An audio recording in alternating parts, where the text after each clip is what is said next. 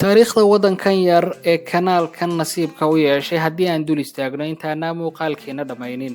Panama oo ah waddan yar oo ay ku nool yihiin 3 milyan oo keliya ayaa leh maraakiibta ugu badan adduunka oo ka badan wadamada Mareykanka iyo Shiinaha marka la isku daro. Sababtuna waa maxay haddaba?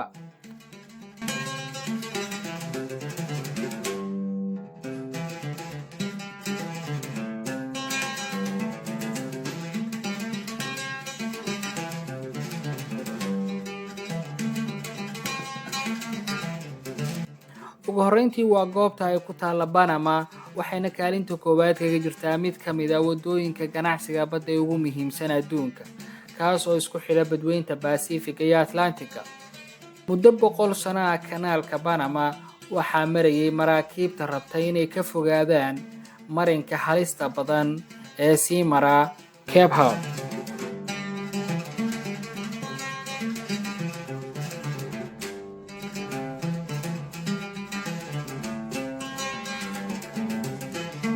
kanaalkan oo dhererkiisu yahay 52 mayl oo lagu naanayso mid ka mid ah 7 mucjiso ee dunida casriga ah ayaa ah mid farsamaysan oo gacanta ku haysa 14,000 oo markab sanad kasta, iyadoo la raacayo nidaamka qufulka ee qalafsan. kulanti wacan oo wanaagsan saaxiibayaal, meel walba oo dunida ka joogtaan ku soo dhawaada barnaamijkeeni raadraac.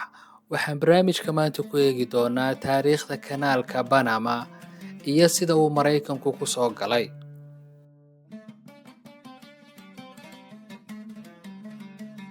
kanaalka Panama ama marinka Panama tan iyo markii la furay 1914 waxa uu ahaa meel istiraatiiji ah oo soo dhaweynaya wadooyinka ganacsiga caalamiga ah, sidoo kale ahna il dakhli oo muhiim u ah dowladda Panama.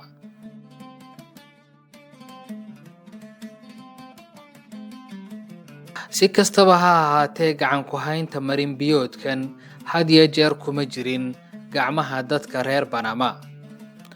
muddo 100 sano ah, Mareykanka ayaa maamulkiisa lahaa, sababtuna waa doorkii uu ku lahaa dhismihiisa. si kastaba ha ahaatee, markii la saxiixay heshiiskii loogu magac daray Torres Center ee 1977, Washington waxay ku wareejisay madax bannaanida joogtada ah ee kanaalka Panama, waxaanay dadka reer Panama tallaabadan ugu yeedheen mid muhiim u ah taariikhda waddanka.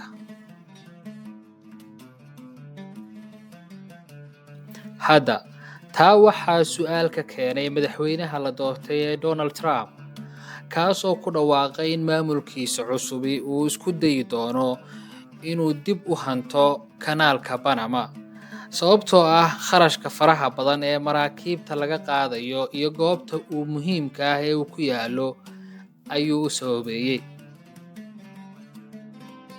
sanadkii 1902, dowladda Mareykanka ee uu madaxweynaha ka ahaa xilligaasi Roosevelt waxay aagga kanaalkan Panama kala wareegtay kambani Faransiis ah, xilligaasna dhulkaasi uu weli ka tirsan yahay Colombia.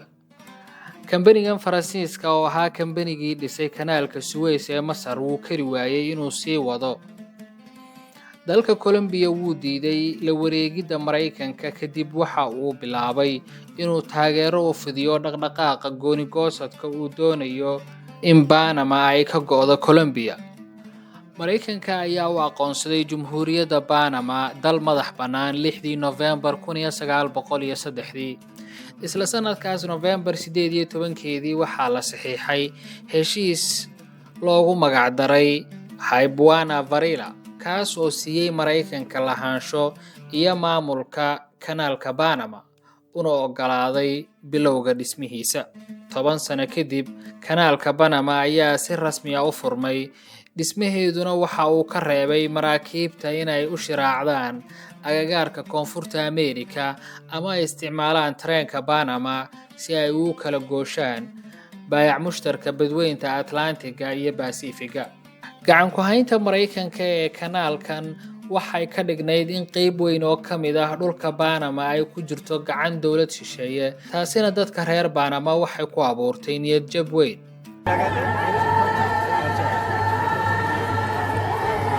dareenka wadaniyadda ayaa koray, mudaharaadyo badanna oo lagaga soo horjeedo maamulka Mareykanka ayaa dhacay. dad badan ayaa ku dhintay. January 9keedii 1964 ayaa loo tixgeliyey maalinta shuhadada ee Panama.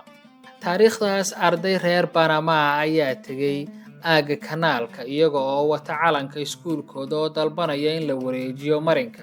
hase haatee waxaa ka hor yimid ciidamo Mareykan ah, calankiina jeexjeexay. falkan ayaa dadka reer Panama waxay u arkeen ixtiraam la'aan, waxayna fursad u siisay 3 maalmood oo rabshado ah oo galaaftay nolosha 21 qof.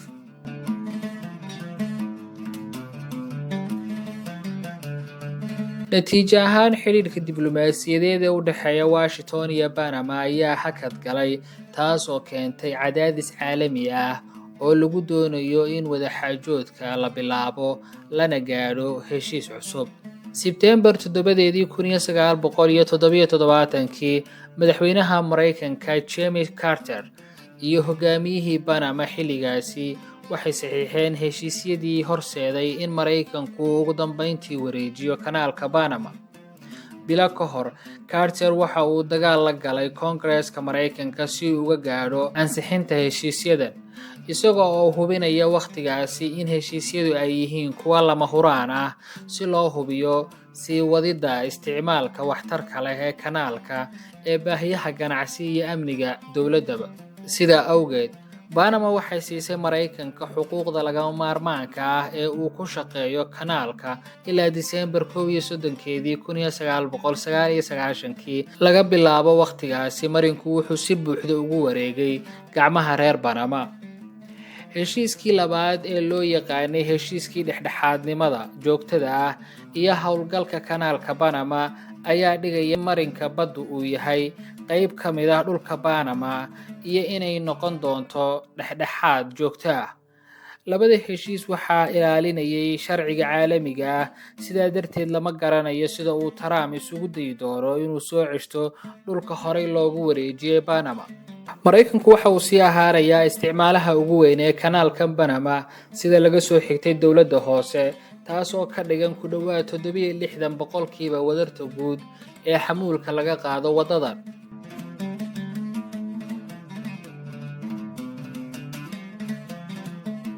madaxweynaha Panama José Raúl ayaa ka falceliyay hadallada Trump ee ku saabsan suurtagalnimada soo kabashada kanaalka, isagoo oo ku tilmaamay gaf ku aadan madaxbanaanida dalkiisa. fiideo uu daabacay madaxweynuhu waxa uu ku cadeeyay in mitir kasta oo ka mid ah kanaalka Panama iyo aagga ku xiga ay leeyihiin Panama oo ay sii ahaan doonaan. Trump ayaa markii dambe qabsaday shabakadiisa bulshada ee Truth Social si uu uga jawaabo. waan arki doonaa. waxa kale oo uu ku dhajiyay sawirka calanka Mareykanka oo la dhigay aagga kanaalka oo ay la socoto weedha ah ku soo dhawow kanaalka Mareykanka.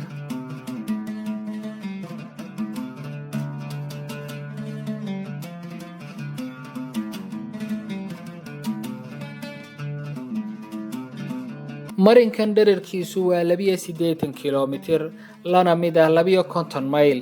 waa 3 marin oo isbarbar yaala, waxaana looga gudbaa 2 jiho. wuxuu isku xidhaa badda Atlantic iyo badda Pacifica. 2 jiho ayaana loo maraa maraakiibta u socota Atlantic iyo kuwa u socda Pacifica. waxaana marinkan la balaariyay sanadkii 2016.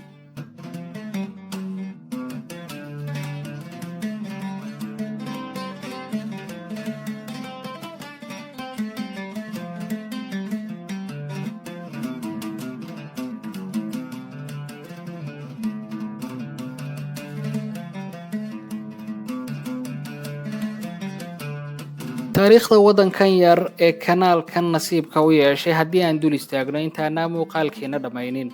Panama oo ah wadan yar oo ay ku nool yihiin 3 milyan oo kaliya ayaa leh maraakiibta ugu badan adduunka oo ka badan wadamada Mareykanka iyo Shiinaha marka la isku daro. sababtuna waa maxay haddaba? ugu horreyntii waa goobta ay ku taalla Panama, waxayna kaalinta koowaad kaga jirtaa mid ka mid ah wadooyinka ganacsiga badda ee ugu muhiimsan adduunka, kaas oo isku xidha badweynta Pacific iyo Atlantic.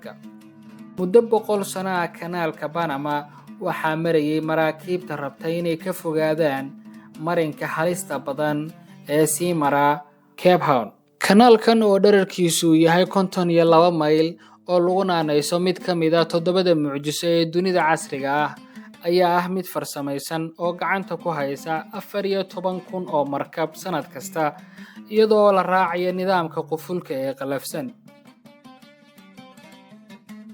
Panama waxay leedahay hal khadka maraakiibta oo yar iyo sidoo kale tiro shirkado ah oo bixiya adeegyada dheeriga ah ee badda, agagaarka dekedaha iyo kanaalka. Inta badan maraakiibta ganacsi ee ka babanaya calanka Panama waxaa iskale mulkiilayaal ajaanib ah oo raba inay ka fogaadaan sharciyada adag ee badda ee ay soo rogeen dalalkoodu.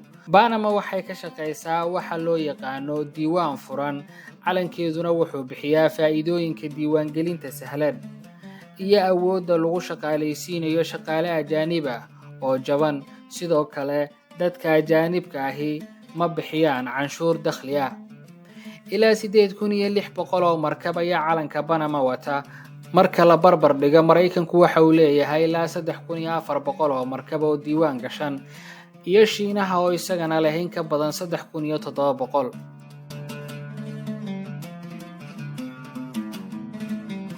Wareejintii ugu horeysay ee maraakiibta lagu wareejiyo diiwaanka Panama sanadkii 1922 waxaa ku lug lahaa 2 markab oo rakaab ah oo Mareykan ah kuwaas oo doonayay inay u adeegsadaan khamriga oo waqtiga la mamnuucay. Wax badan ayaa raacay iyadoo oo mulkiilayaasha maraakiibtu ay ka baxsanayaan qiimaha sare iyo xaaladaha shaqada oo ah sharciga ugu adag ee Mareykanka. Dagaalkii labaad ee adduunka kadib, diiwaanka Panama ayaa si xawli ah u kordhay iyadoo mulkiilayaasha maraakiibta Mareykanku ay doonayeen inay hoos u dhigaan dushooda halka kuwa Yurubtuna ay bedeleen calaamadda si ay uga fogaadaan sicirada canshuurta sare. Markii ay kor u kacday dalabka diiwaangelinta furan, wadamada kale ee adduunka soo koraya ayaa sameeyay iyagana. Mareykanku wuxuu adeegsaday diiwaangelin library si uu u dhiso raxan maraakiib ah oo dhexdhexaad ah intii lagu jiray dagaalkii qaboobaa. Panama hadda waxay leedahay diiwaanka ugu weyn adduunka, waxaana ku xiga Liberia, jasiiradda Iceland, Hong Kong iyo Singapore ayaa iyaguna ku sii xiga. Sanadkii horena ku dhawaad 4 meelood 3 meel maraakiibta adduunka ayaa lagu diiwaangeliyay calan wadan oo aan ahayn wadankoodii. Diiwaangelintan ayaa faa'iido badan u leh Panama iyadoo keenaysa $5 bilyan dhaqaalaha khidmadda, adeegyada iyo canshuuraha. Si kastaba ha ahaatee, dadka naqdiya nidaamkan ayaa tilmaamaya fududeynta qarinta aqoonsiga dhabta ah ee mulkiilayaasha maraakiibta iyo ilaalinta habacsanaanta sharciyada iyo xeerka. ITF waxay hogaaminaysay olole ka dhan ah calaamad ku habboonaanta tan iyo 1958. Waxay tixgelinaysaa in diiwaangelinta Panama ay ka wanaagsan tahay qaar marka laga eego aragtida badbaadada, laakiin waxay weli si weyn u ciladaysan tahay meelaha sida kormeerka, baaritaanka shilalka iyo caawinta shaqaalaha. Xogayihii hore ee fulinta hay'adda badaha Panama ayaa tan u nisbeeyay ciyaarta nambarada. Ganacsi ahaan, calanka Panama ee ku habboonaanta waa mid guul ah, laakiin markii loo eego ITF, taas waxay iyadu ku tilmaamaysaa inay tahay musuqmaasuq.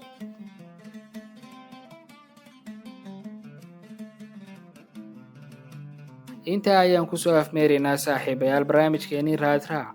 Waxaan uga hadlaynay waddanka Panama iyo kanaalkan ugu muhiimsan Latin America ee ku yaala isla waddankaasi.